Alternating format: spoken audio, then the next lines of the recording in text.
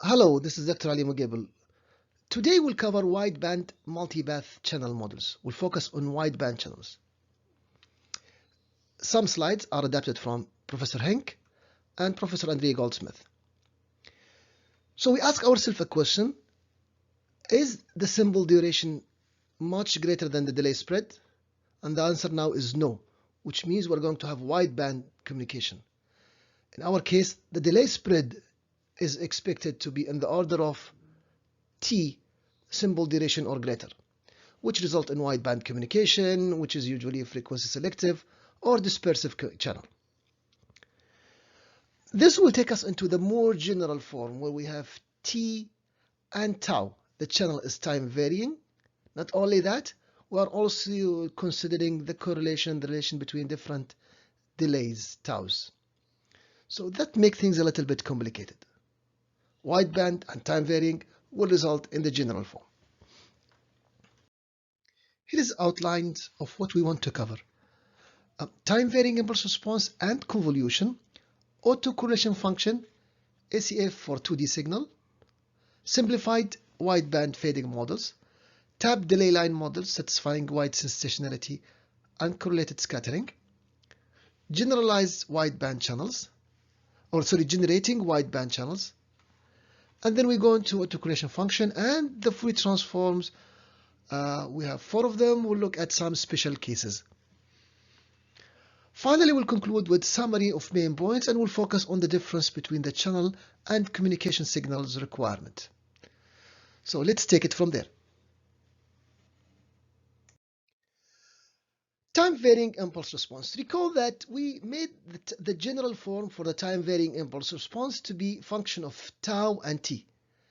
And we can think of the received signal as sum of n multipath components that are delayed, that are having different delays, and that are having different amplitudes and different phases. Add to that the time variation. In the non-wideband model case, we simplified the model and we said we'll consider only one arrival, and that's tau. We focused on the time variation, so the channel impulse response was simplified to C of t.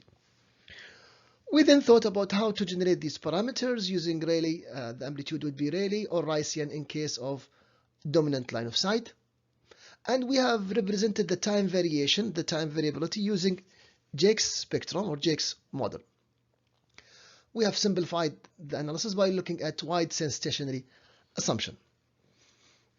Now we take it to the wideband fading model, where we have function of tau and t together. Now before we proceed, we need to recall a few things about convolution. Remember that now our channel is dependent on t and tau. The simple model that we have used before is that the output is the convolution. This is the convolution integral, by the way, between the channel impulse response and the input. So this is a convolution integral, which translates into multiplication in frequency. So the blue capital C of f is the Fourier transform of small t as shown in the following equation. Now with wideband channels, with time varying convolution, things will be different, because the channel itself changes over time.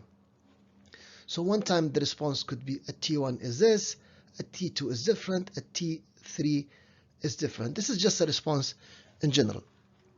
It does not have to be a wireless channel. So now if you want to perform the convolution, you got to know that the channel impulse response is function of time. I'm showing the time here in green, which is the added term here. Now we cannot say that y of f is just the multiplication, because this is also a function of two variables, not just f.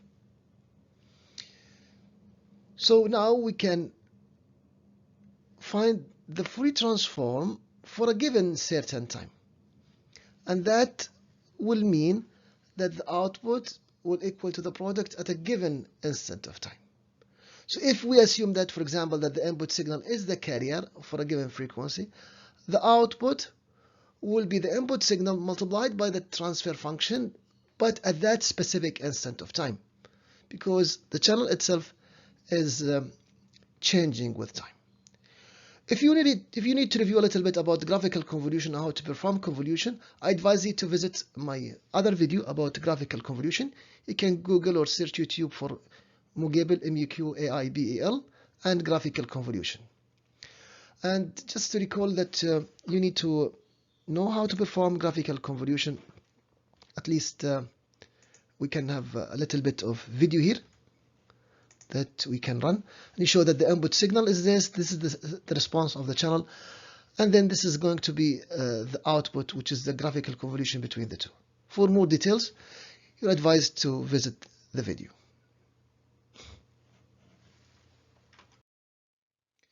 Now we need to upgrade our autocorrelation function. We need to change the definition of autocorrelation function because we used to have only one variable, tau. Sorry, we used to have only time variation. But now we have a 2D autocorrelation function. ACF stands for autocorrelation function. And we'll simplify things because the autocorrelation function is the expected value of the product, if you recall. This is a general definition. We have a conjugate here because we are assuming the response could be complex. So how many variables are there? We have tau1, tau2, t1, t2. It's a 4D autocorrelation function, and if you consider only the time difference. So to avoid all of this, we can simplify. We can look at simplified version. So we have the time axis and we have the t-axis. Okay, so we can look at the correlation for any time, okay, between different taus on this axis. We are comparing this with that, or we can look at the signal on the t time. So we can have 2 points. We have two types of correlation here. We'll consider only the simplified version. We'll only look at two-dimensional 2D, and then we have the third dimension will be the value of the autocorrelation function. So we'll study different taus, for example. Here tau is shown in green. So this is the general form. You can fix tau, for example, and then study the correlation between as function of time. Or alternatively, you can fix the time and look at the autocorrelation. Here we're showing some values. For example, these values are uncorrelated because we are having zeros here. It's not easy to visualize, but these lines give you, compared with that, give you 0 on the average. These are correlated values because with time the channel changes in a given time, so these values are correlated. We can also study different times, different taus, to get correlation or no correlation, depending on the channel. Now, making things complicated, we need to simplify things. Here are a few key assumptions to simplify the analysis. Key assumptions: we need to ignore path laws shadowing only line of sight at this stage. Of course, they are important, but we're not discussing them now. The channel response as function of tau and t is a 2D complex Gaussian process characterized by mean, autocorrelation, and cross-correlation. Once we have a Gaussian process, we can focus on the mean and the autocorrelation and the cross-correlation. It's enough to characterize Gaussian. Phase of a multipath component is uniformly distributed, independent, and the mean between the phases is 0. The cross-correlation is 0. If you get two different multipaths, we'll assume that they are independent, and their mean is going to be 0 because sometimes the angle is going to be positive and times is going to be negative. There is no cross-correlation. Autocorrelation function is defined to be, as we mentioned before, it's the expected value of the product. If we include two simplifying assumptions, the wide sense stationary, which means there is no dependence on t, so there is no need to write t1, t2, and so on. And if we include the uncorrelated scattering assumption, it means that there is no correlation for different values of tau. If we assume that this channel is uncorrelated, it means at different delays we have no relation. Then we can simplify this equation, which has tau1, tau2, into only a function of tau because there is no correlation. So the general form, assuming wide sense stationarity and uncorrelated scattering, is simplified here. From the autocorrelation function, we can come up with the important parameters that we had before, important quantities derived from the autocorrelation function. The RMS delay spread or the delay spread. The delay spread is T. If you want the RMS delay spread, we can say it's sigma T. The coherence bandwidth is defined to be the inverse. Okay, remember before we defined this to be just the inverse of Tm. We can also define it to be the delay spread if we are using the autocorrelation function. The Doppler spread is BD, and the coherence time is TC, which is 1 over BD. We have defined this before, but there we say that the coherence bandwidth is just 1 over Tm. Remember that these are approximations, and we are looking at flat fading versus frequency selective. We'll have either fast or slow, flat or selective, and in between there is a big range. So whether you use 1 over Tm or 1 over sigma Tm, there will be always a gray area between, unless the answer is very clear. Otherwise, we're going to use approximate here. So these things that we had before, but we used Tm before. For the tab delay line model, which satisfies wide sense stationarity and uncorrelated scattering, we can simplify the model. Instead of thinking about continuous, we can think of tab delay line, which means the input signal will have multi-path components. Each one of them will be multiplied by beta, which is the fading, which represent the amount of different amplitude, different phase, assuming this is a complex number. And every one of them will have different delay. So different amplitude, phase, different delays. How many multipath components? Capital N. This is called the tab delay line. So because it's a delay line and we have tabs here. The sum of the signal will satisfy the tab delay line model. N is a time varying, we have N time varying tabs, and they are spaced by the increment apart, or delta. Okay, so we are having a discrete kind of model, and usually the value of the increment should be smaller than 1 over beta. Remember that time and bandwidth are inversely related. So if the spacing is delta and we have a total of n tabs, then the delay spread will be n times delta. Note that some of these could be 0, right? So some of these tabs could be 0. Each tab n is independent random process, and average power derived from the autocorrelation function by setting time equal to 0, because we are comparing the signal with itself at the same time. The autocorrelation is derived by comparing different instances of time. That will tell you how the channel is varying. The statistics for these would be Rayleigh or complex Gaussian for the real and imaginary part. And in the case of line of sight, it would be Rayleigh, and if you want to respect measurements more, it's going to be Nakagami. We have seen this before. So this diagram shows you time variation and tau, okay, which is showing you that we have different responses at this time. We have high response here, and the color shows you the amplitude. Instead of sketching it this way, we can show it this way. Generating a Rayleigh wideband channel model. Let's say we're given the signal bandwidth B, the delay spread D, and the total received power. So we want to make some MATLAB simulation or some whatever programming language. We need to define the total number of tabs. So the L is the channel tabs.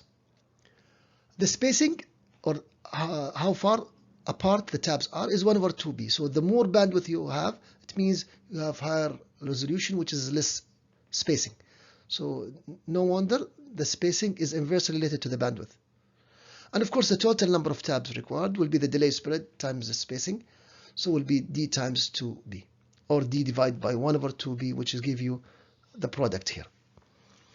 The second thing you need to do is to choose the variance for each tab according to the profile, according to the decay, how is the channel decaying. So for every tau, we have a given variance. So sigma I1 will be equal to alpha sigma I1 minus 1 squared. That's assuming we have exponential. Of course, alpha would be less than 1 because we expect the energy or the power to decay with time, with the delay. You have to make sure that the sum of energy over all the tabs is equivalent to the received power. So if you increase the spacing, you should not get, of course, more power. So more dense tabs should sum to the total power. Once we define the number of tabs and the energy in every one of them, we're going to generate the tabs according to the complex Gaussian, and the variance will be the variance of that specific tab. So everyone will be generated independently, uncorrelated scattering. Now, to show the time variance, to include the time variance, your next tabs would be chosen according to the time model, where we have time evolution. So your next tabs will be, you have to include the filtering effect. So filter with bandwidth equal to the Doppler spread, so that you guarantee that you account for the time variability. A quick comment: instead of the received power in step 2, if you want to just get the normalized, okay, this you can use 1 here because the sum of all would give you 1. That will give you normalized power delay profile. Usually you abbreviate PDP, the power delay profile. The second comment is for Rayleigh fading, we'll need to add a constant to the first tab. So the first tab will not just be Gaussian number, there will be a constant. And we need to redistribute the energy for the remaining tab based on the K factor. So tell me what's K, I will find the constant and find how to differentiate the energy. That would be an excellent problem that you will be able to understand using maybe MATLAB programming. So you expect to have computer assignment on this regard. The autocorrelation function and Fourier transform. Now note that we have a function of 2 variables. We can call this an autocorrelation function, but we have tau and delta t. Have you had one variable, then we have only one Fourier transform pair. But because we have 2 variables, tau will be transformed in frequency into delta f, and delta t will be represented as rho in frequency domain. These are just for our terminology. We could use different variables here. So starting from here, the autocorrelation function, which represent the change with time for tau and delta t. Have we set delta t to 0, which we ignore the time variability, we get the autocorrelation function of tau, which what you call the power delay profile, which is generally normalized, and that from there we can get the delay spread. So something like this. So this at a given time, this is the normalized, and then this is the arrival of power. We have main arrival, second, and then this is multipath profiles.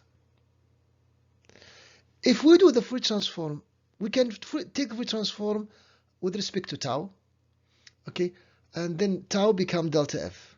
The pair here is delta f. So we get A of capital C.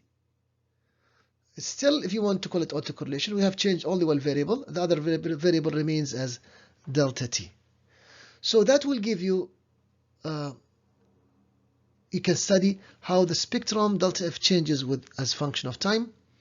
Okay, and if you want, again, if you ignore the time variability, okay, which we did before in narrowband models, then of course you get from there you can get the coherence bandwidth. So if you just take one of these pictures, and then you can find how much is the bandwidth.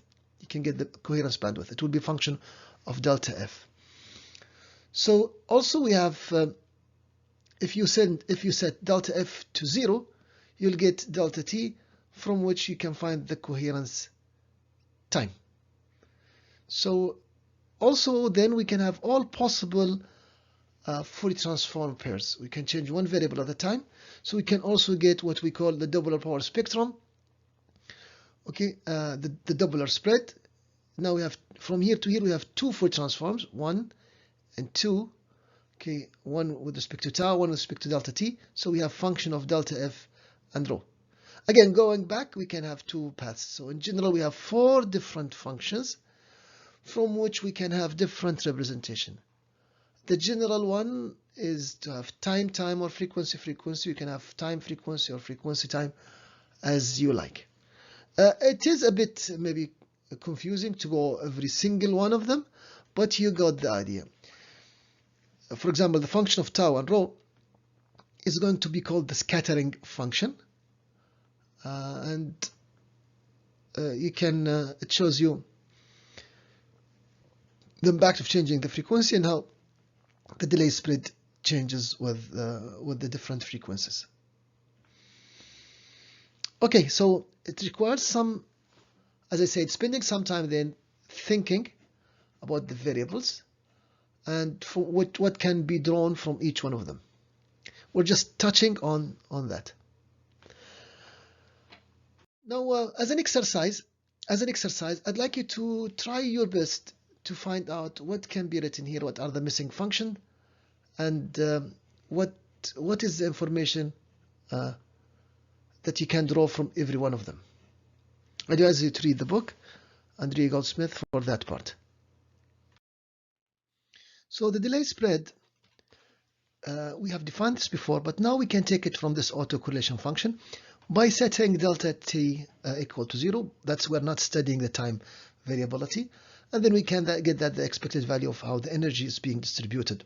Looking at this power delay profile, PDP, we can find it's normalized. We can find the maximum dynamic range. We can find the mean delay spread, how the energy is spread. We can find the delay RMS delay spread, or even the maximum delay spread, TM or sigma TM, or we can also find the mean. So we can also define the delay spread given the power delay profile mathematically using the following notation, which is nothing but the standard deviation. So give me A, give me how is this changing, I can find you the delay spread. We can also use the power delay profile to make a decision whether the channel is flat or frequency selective by first taking the Fourier transform.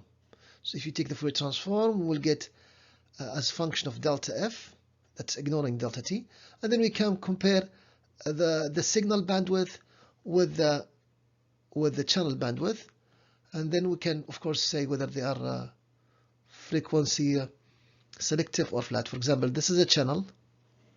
Okay, this is the channel. Let me just highlight this. Okay, and now we have two scenarios. This is going to be in narrow band compared with the channel, while this dotted line at the output at the outside will be an example of wideband channel. We can fix tau and look at the autocorrelation function of delta t. That will give you an idea about how fast the channel is changing. So we can look at autocorrelation, or we can also look at its equivalent frequency domain, but as function of rho. So that will tell you whether your channel is slow fading or fast fading. Slow if we have the time of the symbol is much less than the coherence channel time, or it's going to be fast fading if it's close to it, or of course greater. Quick recall. The meaning of RMS delay spread, fixed T, how fast does the channel change with tau? Coherence bandwidth, fixed T, over which bandwidth is the channel flat? Coherence time, how long does it take for the channel to decorrelate? And Doppler spread, at what rate does a frequency component change? We have done these things before, but now we're just recalling them for improving the understanding. Now let's consider a special case where a time invariant channel or a frequency flat time varying channel exists. So let's see how special is that. Our task is, what are the expressions for the 2D autocorrelation function? How would you determine the 4 important quantities? For the time invariant channel, we can just simply drop t, so the autocorrelation becomes function of tau only. And then we get the power delay profile from which we can find the delay spread. The coherence time for this channel is going to be infinite. That's the most important thing to me. The coherence time is going to be infinite. The channel is constant. A time invariant channel, which means the coherence time is infinity. For the second case, where we have flat fading or frequency flat time varying channel, here what is going to be dropped out is tau, and the autocorrelation function can be just, we looked at this measure of time variability, from which we can compute the coherence time. The coherence bandwidth for this channel is going to be infinite. The channel is flat, because tau is the one that tells you whether the channel is flat or otherwise. So these are kind of two extremes. Of course, if it's not time varying and if it's flat, that would be the simplest thing, that we have kind of a constant channel. Coherence time and coherence bandwidth. Let's do the following example. A communication system with a data rate of RS, a channel with coherence time 12.5 millisecond and delay spread of 50 nanoseconds. What is the coherence bandwidth? We know that the coherence bandwidth is related to the delay spread. It's related to the inverse of the delay spread, so it's 1 over 50 nanosecond, which translates into 20 megahertz. That's a rough estimate of the coherence bandwidth. The second question is, what is the Doppler spread? What is the Doppler spread? Remember, the Doppler spread is inversely related to the coherence time. So it's going to be 1 over 12.5 milliseconds, which is 80 hertz. For what values of RS is there only negligible ISI? What is the data rate that will make negligible ISI? We know the delay spread. We have to make sure that the data rate is, the symbol time is more than that. And if we do this, the data rate should be less than the coherence bandwidth. So it's going to be R much less than 20 megahertz. And then one should transmit at a rate significantly smaller than this, otherwise we'll have ISI. So we start by saying the delay spread is 50 nanosecond. So our symbol should take more time. Or if you take the inverse of that, the rate should be less than 20 megahertz. Okay, so if you have a data rate less than that, you will have negligible ISI. For a baud rate of 1 megabaud, is it reasonable to assume that the channel remains fixed for around 100 consecutive symbols? We will know that for this rate, the symbol duration would be 1 microsecond, which means that 100 symbols will take 0.1 millisecond. Now let's compare this with the coherence time. The coherence time is much more, then it becomes fair. It's fair to assume that the channel is going to be constant over this duration, 100 symbols. Okay. Now let's do a quick summary of the main points here so far. Statistical multipath model leads to a time-varying channel impulse response. Resulting received signal has rapidly varying amplitude due to the constructive and destructive multipath combining. Narrowband model has in-phase and quadrature components that are zero mean stationary Gaussian processes, of course given the assumptions that we had. Auto and cross correlation depends on the angle of arrival of the multipath components. Uniform scattering makes an autocorrelation function of in-phase and quadrature components of Rx signal, the received signal, follow Bessel functions. Signal components decorrelate over approximately half wavelength. Sometimes we said 0.4. The PSD has a bowl shape centered at frequency, at the carrier frequency. The power spectral density has a bowl shape centered at the carrier frequency. Fading distribution depends on the environment. Rayleigh, Ricean, Nakagami are all common. Wideband channels have resolvable multipath components, which is characterized by the channel response as function of tau and t. And we usually assume wide sense stationary uncorrelated scattering model. Now let's conclude this part with an idea about the channel versus the signal. Because there are certain requirements coming from natural, from the channel, and there are things that we have control on, which is the signal or the communication. So from autocorrelation function, given to represent the channel, we have tau for which is close to 0. We get the delay spread. As the autocorrelation function, the PDB, goes to 0, we get the delay spread. Delta F for which is close to 0. As this decays, we get the coherence bandwidth. Delta T for which is close to 0, we get the coherence time. And then rho for which is close to 0, we get the Doppler spread. Now the relation between them, because they are Fourier transform pairs, we have the delay spread is 1 over the coherence bandwidth, while the Doppler spread is 1 over the coherence time. We had this before, and we know that these are Fourier transform of each others. Now when we engineer, we can control the bandwidth of communication or the time slot per symbol, and we assume things simple, they're related by the inverse relation. To get flat or no SI, the bandwidth used should be less than the coherence bandwidth. Alternatively, the symbol time should be much greater than the delay spread. If you want to, otherwise you get dispersive or frequency selective channel, which introduce inter-symbol interference.